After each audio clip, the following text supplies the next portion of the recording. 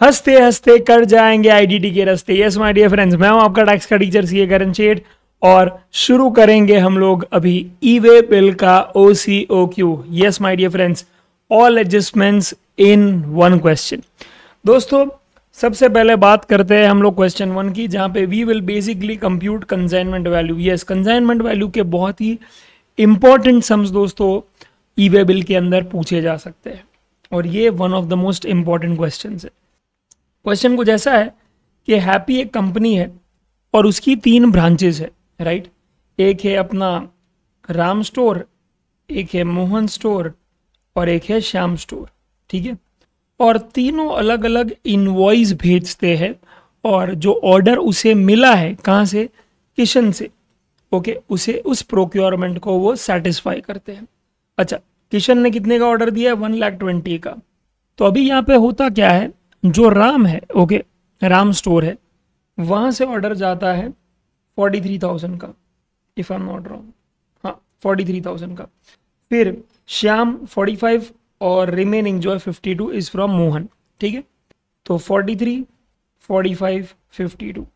Now the thing is कि everything out here, okay, is exclusive of GST, ठीक है, perfect.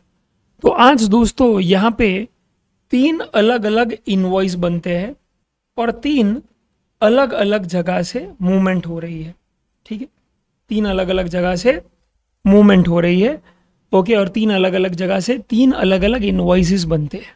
तो याद रखना, कंसाइनमेंट वैल्यू भी इसी तरह से चेक करना है, इनवॉइस वाइज चेक करना है आपको, समझा। यस, तो आपको यही चेक करना है कि भैया 18% जीएसटी है, तो मैं देखूंगा कि भैया पहला जो है 43,000 मल्टीप्लाई बाय 1.18, राइट, तो 50,740 होता है। फिर 45,000 मल्टीप्लाई बाय 1.18, ये भी 50,000 के ऊपर है। और ऑब्वियसली जो 52,000 है वो तो वैसे ही क्या है, विदाउट जीएसटी 52,000 है, प्लस ऐड करेंगे तो और बढ़ जाएगा। तो बेसिकली ये तीनों केस में माय डियर फ्रेंड्स याद रखना 50,000 के ऊपर आता है कंसाइनमेंट वैल्यू, राइट। और कंसाइनमेंट वैल्यू में टैक्सेबल सप्लाईज में आप टैक्सेबल सप्लाईज के साथ साथ जीएसटी भी ऐड करेंगे, ये भी याद रख लेना माय डियर फ्रेंड्स। एंड इस तरह से तीनों को ई वे बिल जनरेट करना पड़ेगा, गॉट इट। हाँ, अगर ऐसा होता फॉर एग्जांपल किशन के सॉरी अपना कौन है, राम स्टोर के केस में लेट्स से ऐसा होता कि 40,000 होता वैल्यू, राइट, तो मल्टीप्लाई बाय 18 करता हूँ तो 47,200 आता, तो दैट इज नॉट एक्सीडिंग 50,000।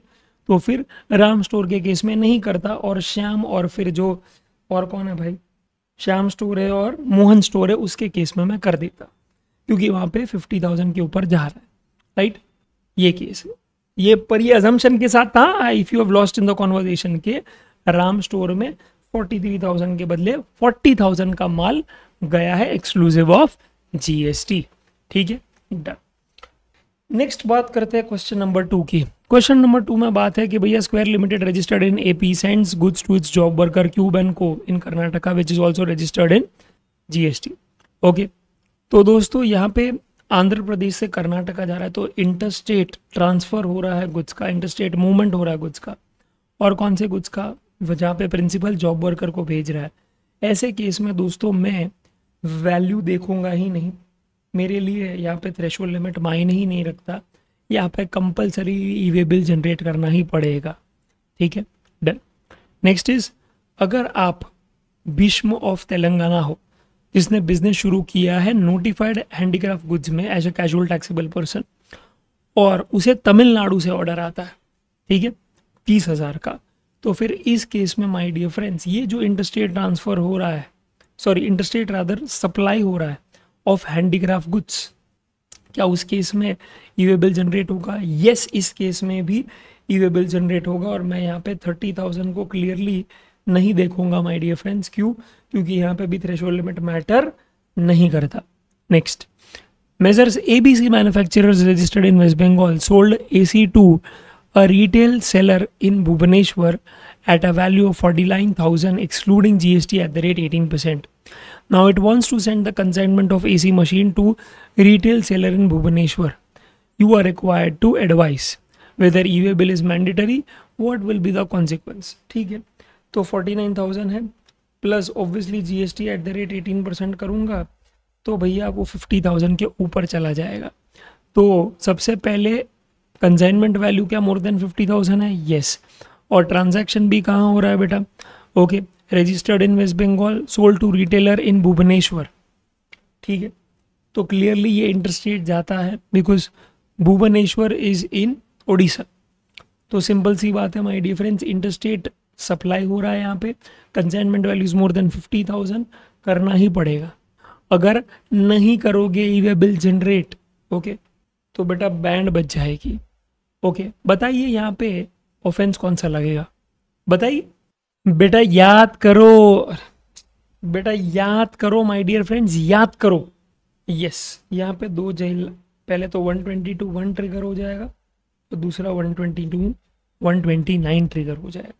122(1) कैसे ट्रिगर होगा सर? ये कहाँ पे है? यहाँ पे है मेरे बंधु, देखो, transport taxable goods without documents. Yes, तो ये भी एक गुना लग जाएगा 122(1) के तहत, जहाँ पे 10,000 रुपीज़ या फिर amount of tax evaded whichever is higher, या फिर दोस्तों 129 लग जाएगा, जहाँ पे क्लियरली डिटेंशन किया जाएगा, सीजर किया जाएगा आपके गुड्स को भी और आपके कन्वेंस को भी।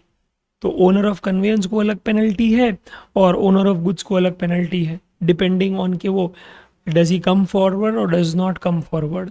ठीक है, नेक्स्ट दोस्तों बात करते हैं क्वेश्चन नंबर 5 की।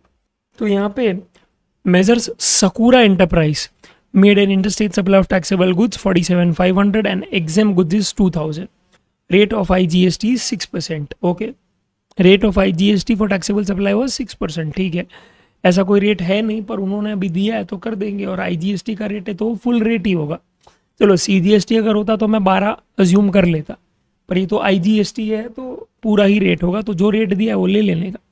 Determine with brief reasons whether e way bill is mandatory in above case. तो दोस्तों 47,500 का ओके मैं क्या कर दूंगा, 6% ऐड कर दूंगा, राइट। तो it is 50,350, correct, it is 50,350। पर याद रखना कंसाइनमेंट वैल्यू 50,350 होगा, यानी 47,500 प्लस 6% हो जाएगा। ठीक है, यस, ओके, ये चीज़ प्लीज़ याद रखना। और यहाँ पे interstate supply of taxable goods valued at 47,500 लिखा है एंड एग्जिम सप्लाई 2,000 लिखा है माय डियर फ्रेंड्स। ओके, तो ये चीज़ प्लीज़ याद रखना माय डियर फ्रेंड्स कि यहाँ पे एग्जिम सप्लाईज को आप तवज्जो दोगे ही नहीं। ओके, आप इंक्लूड ही नहीं करोगे कंसाइनमेंट वैल्यू के अंदर, आप सिर्फ लोगे taxable value of goods and tax amount, that's it. अगर वो 50,000 एक्सीड करता है कंसाइनमेंट वैल्यू तो ई वे बिल जनरेट करना है, जो इस केस में है, बिकॉज यहाँ पे 50,350 आ जाता है आंसर, राइट। पर अगर ये इसके नीचे आता, राइट, 50,000 के नीचे आता तो क्लियरली ई वे बिल जनरेट करने की कोई आवश्यकता नहीं है, बस एग्जाम सप्लाई को इंक्लूड मत करना। ठीक है, next, measures boat limited made an interstate supply of exam goods valued at 52,000, determine whether e way bill is required, not required. ये क्लियरली दोस्तों उन्होंने ही रूल्स में दिया है, राइट, कि अगर आपका गुड्स है वो एग्जेम्पशन नोटिफिकेशन के तहत कवर होता है और आप सिर्फ और सिर्फ एग्जाम गुड्स सप्लाई कर रहे हो तो भैया आपको ई वे बिल जनरेट करने की कोई आवश्यकता नहीं है। ठीक है, डन।